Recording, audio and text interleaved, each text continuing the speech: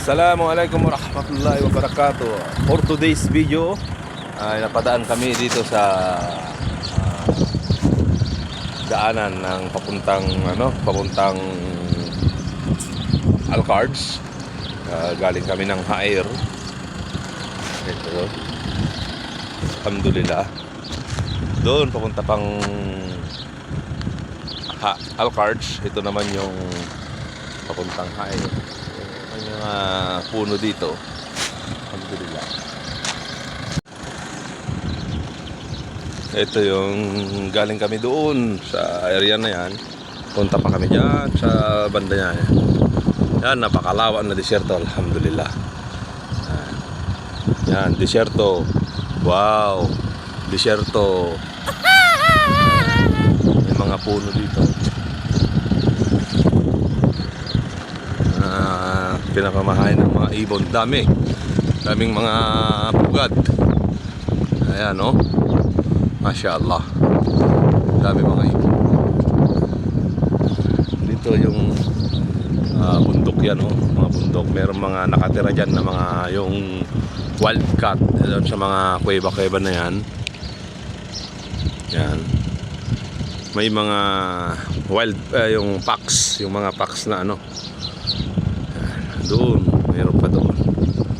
So yun na, yan. Kaso lang tulog. Ayaw lumabas. Dito yung mga ibon. Wala yung pugad, oh. Alhamdulillah. Magandang lilim to.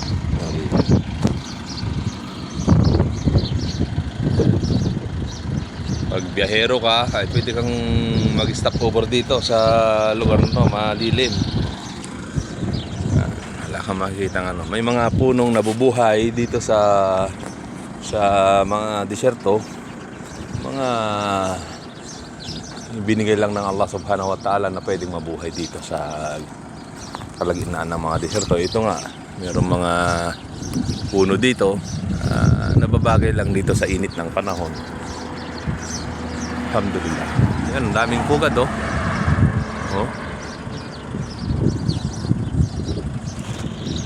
Daming pugad, saka ang daming ibon, yung mga maliliit na ibon. Yan. So dito kami nag-stop over para makakain din. Alhamdulillah. Ito, oh.